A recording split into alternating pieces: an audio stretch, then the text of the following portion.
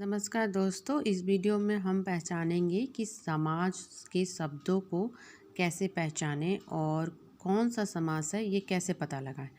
तो पहले जानते हैं कि समास कहते किसे हैं।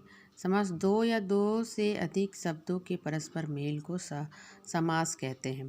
पहला है अवयवी समास, जिसका पहला पद प्रधान हो और अवयव हो उसे अवयवी समास कहते हैं। जैसे आमरन, आमरन में ये देखिए आ जो है ये अवयव है, यथा अवयव शब्द है, प्रति अवयव शब्द है और वा में अवयव शब्द, वा कायदा में वा अवयव शब्द है और निर्दोष में नी अवयव शब्द है। इस प्रकार हम पता लगा सकते हैं कि ये अवयवी भाव समास है। उसी प्रकार तत्पुरुष समास देखते हैं। दूसरा, समास को जब अलग किया करते हैं करने पर उसके बीच में का, की, के लिए, में और पर निकले तो वो ये तत्पुरुष समास होंगे। जैसे उनके उदाहरण हैं, जैसे रंगमंच, रंग का मंच, रंगमंच, वनवास, वन में वास करने वाला।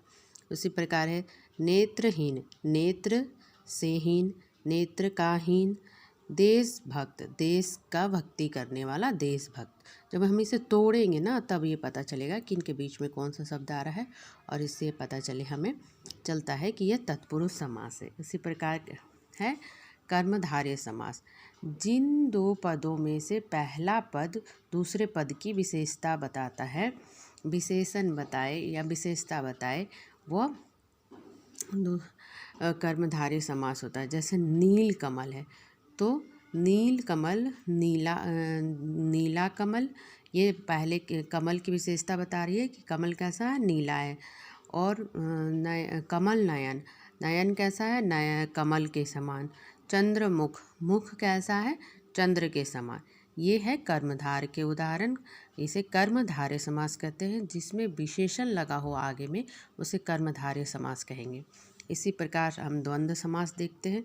द्वंद्व समास और भी आसान है। द्वंद्व समास जिसके बीच में योजक चिन्ह हो और विग्रह करने पर और आए, जैसे कि लेन देन, रोटी कपड़ा, दाल रोटी, माँ पिताजी, ये अलग अलग द्वंद्व दोनों में हो, एक जैसा शब्द नहीं हो। हाँ, लेकिन जब एक जैसा शब्द आता है ना, जैसे धीरे धीरे और उनके बीच में भी योजक शब्द हो, देर से या दिनों दिन, ये सारे शब्द जो हैं अवयवी भाव के शब्द कहलाएंगे।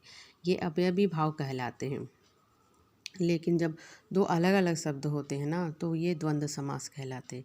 इसी प्रकार द्विगु समास, द्विगु समास, इस समास का पहला जो पद होता है वह संख्यावाची समास होता है। ये तो बहुत ही आसान है।